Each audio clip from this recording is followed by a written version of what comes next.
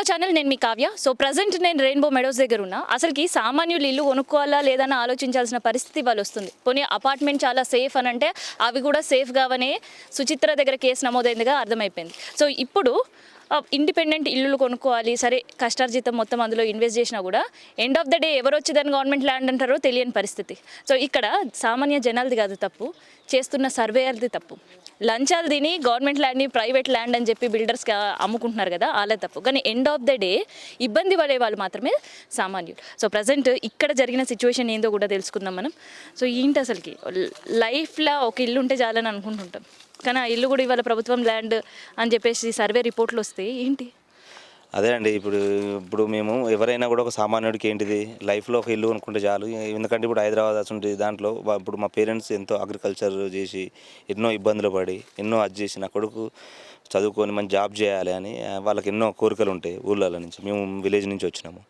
So ఏం చేసినాం, మేము వచ్చి పైసా కూడేసి లేకపోతే ఇంటి దగ్గర 2-3 ఎకరాల ల్యాండ్ అమ్ముకొని ఇక్కడ అది ఇనిషియల్ అమౌంట్ పెట్టి మిగతా అంత లోను పోయి ఇవన్నీ చేసి మేము ఇవన్నీ కొనుక్కుంటే సరే మేము ఏమనుకున్నామంటే అరే గ్రామ పంచాయతీ లెవెల్లో కొనుక్కుంటే సరే అది మంచి ఉంటే చెడు ఉంటుంది. హెచ్ఎండి అయితే అన్ని హెచ్ఎండి అప్రూవల్స్ ఉంటాయి, గ్రామ పంచాయతీ అప్రూవల్స్ ఉంటాయి, సో రేరా అప్రూవల్స్ ఉంటాయి, ఇవన్నీ ప్రాపర్గా ఉంటాయి. సో ఎటువంటి డీవియేషన్స్ ఉండవని పైసలు ఎక్కువైనా కూడా కష్టపడి మేము కొనుక్కోవడం జరిగింది 2021లో. 2021లో ఏం చేసిండు అదే మా డెవలపరు మొత్తం గవర్నమెంట్ ల్యాండ్లో ఇల్లులు కట్టిండు. అది మాకు తెలియదు. ఎందుకంటే ఇప్పుడు మాకు ఏం చేసిరంటే ఇప్పుడు మొత్తం 27 ఎకర్స్ ల్యాండ్ ఇది. ఏం చేసిండు ఇవన్నీ మేము అది ఆ డాక్యుమెంట్స్ అన్నీ లీగల్ బుక్ ఇవన్నీ తీసుకొని పోయి మేము ఆల్రెడీ లాయర్కు చూపించినాము, లీగల్ ఒపీనియన్ తీసుకున్నాము. లీగల్ ఒపీనియన్ తీసుకుంటే ఏమవుతుంది, ఏవైతే ప్రాపర్ సర్వే నెంబర్ ఉంటారో అవే ఇస్తారు కాబట్టి ఫిజికల్ లొకేషన్ ఎవరు అది చేయలేరు కదా, లీగల్ చేయలేరు కదా. సో మాకు ఏదైతే మాకు సర్వే నెంబర్లు అవన్నీ ఇచ్చిండో అవన్నీ తీసుకుపోయి మేము లాయర్ దగ్గర అది చూపించుకొని అంత క్లియర్గా ఉంటేనే మేము కొనుక్కున్నాము. కొనుక్కున్నాక ఏంటిది ఇక్కడ సమస్య ఏంటిది, సేమ్ ఇదివరకు బిఎస్ఆర్ కాలనీలో ఏదైతే సమస్య వచ్చింది ఇక్కడ కూడా అదే సమస్య. అక్కడ ఏంటిది 12వ సర్వే నెంబర్లో ఇల్లులు కట్టారు, 6వ సర్వే నెంబరు మీదే డాక్యుమెంట్ చేసారు. ఇక్కడ కూడా మాకు కూడా అంతే, గవర్నమెంట్ సర్వే నెంబర్లో ఇల్లులు కట్టారు, ప్రైవేట్ సర్వే నెంబర్లు వేసి మాకు అమ్మారు. అది మాకు ఫిజికల్ లొకేషన్ కాబట్టి మేము చూసుకోలేకపోయినాం. అంటే మేము చదువుకున్న వాళ్ళమే, బట్ ఫిజికల్ లొకేషన్ అనేది మేము చూడలేము. సో అట్లా జరిగితే మేము ఇంకా డెవలపర్ ఎవరు, ఎంతమంది వెంచర్ వేసి యాక్చువల్గా ఏంటంటే ఇక్కడ developer Venkata Narasimha managing director of the rainbow Meadows అండి. సో వాళ్ళకు పార్ట్నర్స్ ఇంకెవరంటే ఇంటూరు నాగేశ్వరరావు కందుకూరు ఎమ్మెల్యే, ఇంటూరు ప్రసాద్ వాళ్ళ కందుకూరు ఎమ్మెల్యే వాళ్ళ తమ్ముడు, వీళ్ళు ముగ్గురు కలిసి ఇక్కడ ల్యాండ్ డెవలప్ చేయడం జరిగింది. దీనిలో చాలా డీవియేషన్స్ ఉన్నాయి. కాకపోతే ఏంటంటే ఇప్పుడు డీవియేషన్స్ ఏంటంటే ఇప్పుడు పార్క్ ప్లేస్లలో డ్రైనేజ్ కట్టారు, పార్క్ ప్లేస్లో ట్రాన్స్ఫారం కట్టారు. సో అన్ని ఇట్లా డీవియేషన్ చేసి ఇష్టం ఉన్నట్టు చేసి మళ్ళీ వీళ్ళు ముగ్గురే ఇప్పుడు పటాన్చెరు నియోజకవర్గంలో దగ్గర 100 ఎకరాల వరకు వెంచర్స్ వేస్తారు. సో ఇట్లా జనాల మోసం చేసుకుంటూ పోతే ఇప్పుడు ఇక్కడ వాళ్ళు ఒక్కటి చేస్తేనే, ఇప్పుడు ఈ ఏరియాలో వాళ్ళు ఒకటే చేశారు, ఇవి ఒక్కటి చేస్తేనే దగ్గర 40-50 ఇండ్లు ఎఫెక్ట్ అయినాయి. ఇప్పుడు ఇంకా 100 ఎకరాలలో చేసి ఇంకెంతమంది సామాన్య జనాన్ని ఇట్లా ఇబ్బంది పెట్టాలనుకుంటారు. ప్రభుత్వ అధికారులు కూడా ఏం చేస్తారో అర్థం కావట్లేదు. ఎందుకంటే వాళ్ళకు కూడా ఏంటంటే ఇప్పుడు వాళ్ళు డైరెక్ట్ గిఫ్ట్ డీడ్లు చేసుకుంటారు, ఇష్టం ఉన్నట్టుగా వాళ్ళకి అప్రూవల్స్ ఇస్తారు, ఇచ్చి వాళ్ళు ఇష్టం ఉన్నట్టు చేస్తారు. అమీన్పూర్ మండలం అంటేనే అసలు భయపడాల్సిన పరిస్థితికి వచ్చింది. మేము అదండి ఇది పరిస్థితి ఇక్కడ. అయితే ఇక్కడ ఇప్పుడు ఇంత ఇష్యూ జరుగుతుంది, మీకు ఎప్పుడు తెలిసింది అసలు మీరు ప్రజెంట్ ఉండే ఇల్లులు ఇవన్నీ కూడా గవర్నమెంట్ ల్యాండ్లో ఉండేవని? అది ఇప్పుడు మాకు ఎట్లా తెలిసిందంటే అండి, ఇది అసలు మా వెంచర్లో 27 ఎకర్స్ అండి, వాల్ టు వాల్ 27 ఎకర్స్. 27 ఎకర్స్లో మధ్యలో 2 సర్వే నెంబర్లు ఉన్నాయి, గవర్నమెంట్ సర్వే నెంబర్లు, అది 208, 210. సో మేము ఏం చేసినాము, మా ఇంటి ముంగట గవర్నమెంట్ ల్యాండ్ అని అప్పుడు బోర్డు పెట్టున్నది, ఫెన్సింగ్ చేసి ఉన్నది, ఇవన్నీ చేసి ఉంటే సరే ముందు గవర్నమెంట్ ల్యాండ్ ఉంది కదా అని మనం ప్రైవేట్ ల్యాండే కదా పక్కకున్నదని మేము తీసుకోవడం జరిగింది. ఆ రోజు తీసుకుంటే ఏంటిది, ఈ గవర్నమెంట్ భూమి అనుకున్న దానికి వేరే అతను ఒక డాక్యుమెంట్ క్రియేట్ చేసుకొని ఇది ప్రైవేట్ భూమి అని మా దగ్గరికి వచ్చిండు. దాంట్లో కన్స్ట్రక్షన్ స్టార్ట్ చేస్తాను, బోర్ వేయడానికి ఇవన్నీ ప్రయత్నాలు స్టార్ట్ చేసిండు. చేస్తే మేము పోయి అడిగినాం, ఎందుకంటే ఎట్ ద ఎండ్ ఈ వెంచర్లో ఎకరం 6 గుంటలు ఉంటేనే మేము సేఫ్, పోతే మళ్ళీ మాకు ఎవరింట్లో ప్రాబ్లం ఉంటుంది. సో మేము పోయి అడిగినాం, ఏంటిదండి మీరు గవర్నమెంట్ ల్యాండ్లో మీరు ఇట్లా కన్స్ట్రక్షన్ చేస్తారంటే లేదు మీదే మీ ఇంట్లో గవర్నమెంట్లోనే మాది ఇది ప్రైవేట్ ల్యాండ్ అన్నారు. మేము ఎంఆర్ఓ దగ్గరికి పోయినాం, పోయి సార్ మరి ఏంటి సార్ ఇట్లా మేమని అప్లికేషన్ ఇచ్చినాం.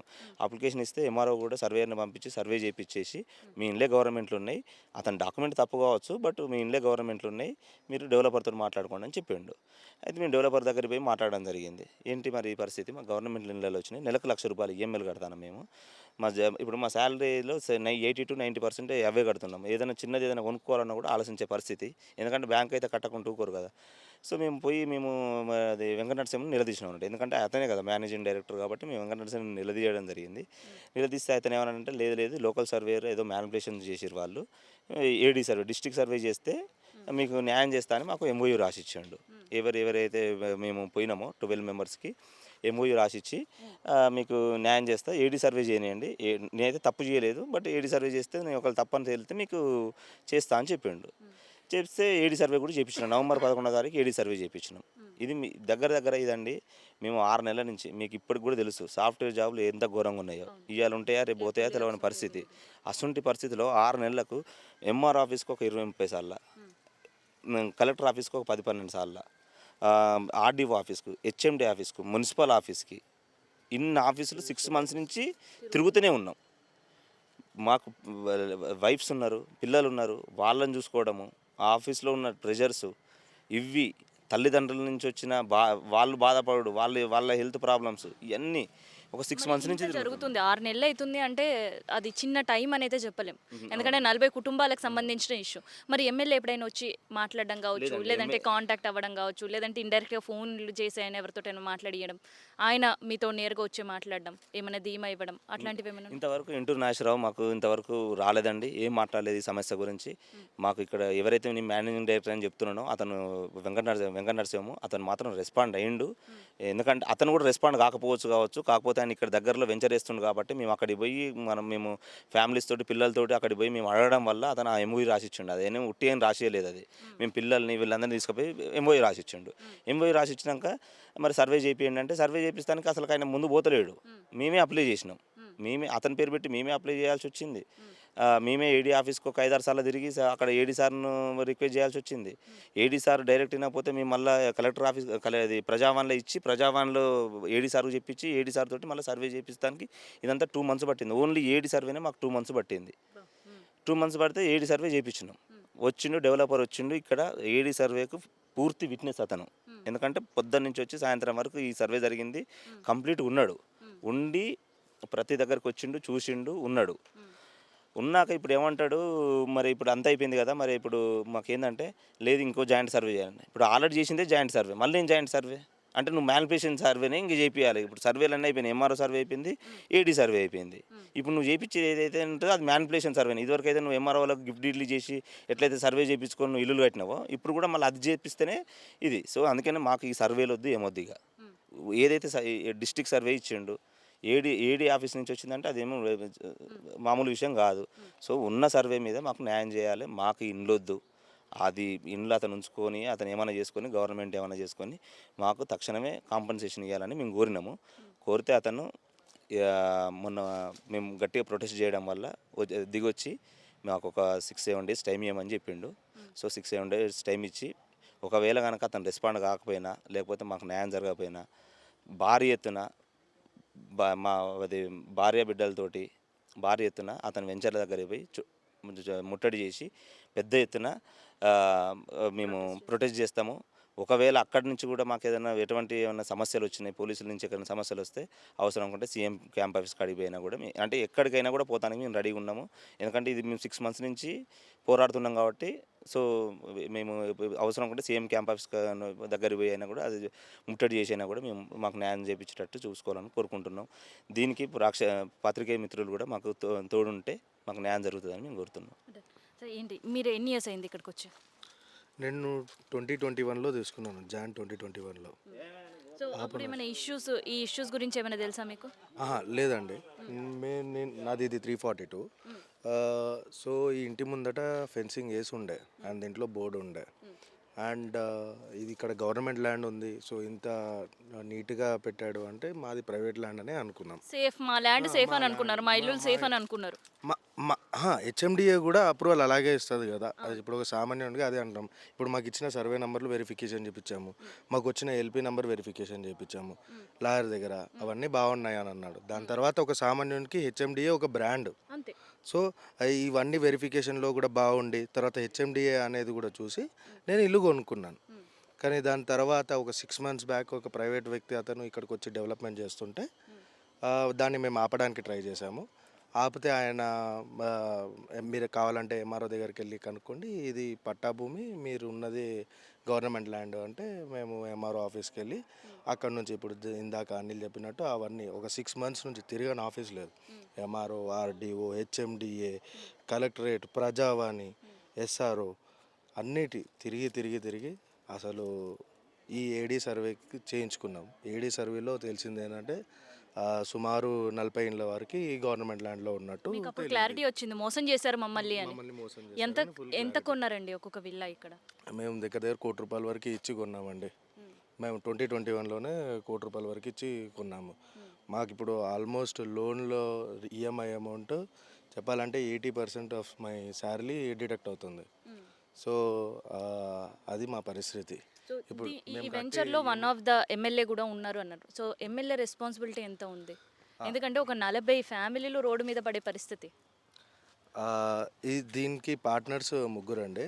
ఒకటి కందుకూరి ఎమ్మెల్యే ఈటూరి నాగేశ్వరరావు, తర్వాత ఈటూరి రమేష్, ఇంకొకతను ఎల్వి నరసింహ గారు.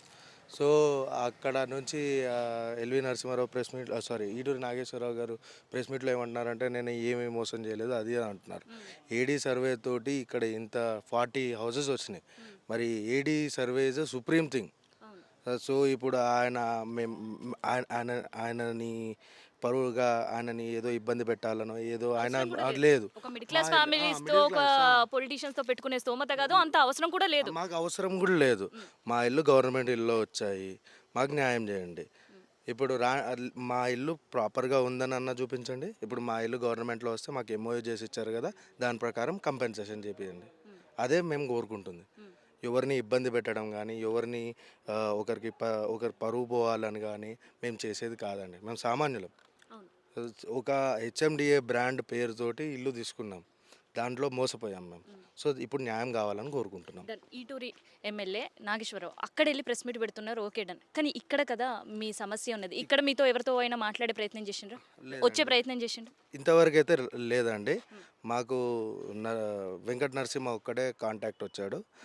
వాళ్ళిద్దరు పార్ట్నర్స్ కూడా వచ్చి మాకు న్యాయం చేయాలని మేము కోరుకుంటున్నాం. ఇంతవరకు ఇక్కడికైతే ఎప్పుడు రాలేదు, మా వెంచర్లోకి అయితే ఎప్పుడు రాలేదండి. So end of the day మీరు ఏం డిమాండ్ చేస్తున్నారు? ఇప్పుడు మాదైతే మేమైతే ఏడీ సర్వేని పూర్తిగా నమ్ముతున్నాం. ఎందుకంటే అది supreme for the district level. So ఇప్పుడు మా ఇల్లు అయితే గవర్నమెంట్లో ఉన్నాయి, మాకు ఎంఓఏ రాసిచ్చాడు కంపెన్సేట్ చేసిస్తా అని. దానికి కంపెన్సేషన్ అడుగుతున్నాం అంతే. మాకు తర్వాత వేరే ఏ సర్వేలు చేసినా ఏం చేసినా మాకైతే మా ఇల్లు వద్దు, మాకు కంపెన్సేట్ చేసి మాకు ఇచ్చేసేయండి. ఎందుకంటే ఇప్పుడు ఇంకో సర్వే చేసినంటే అది మ్యానిపులేషన్ సర్వేనే. ఆల్రెడీ అప్పుడు చేసినప్పుడే, అందుకనే ఈరోజు ఈ పరిస్థితికి వచ్చింది. సో ఇప్పుడు మాకైతే మా ఇల్లు వద్దు, మాకు ఎంఓఏలో రాసిచ్చిన విధంగా మాకు కంపెన్సేషన్ చేసి ఇస్తానన్నారు కదా, కంపెన్సేషన్ చేసి ఇవ్వండి.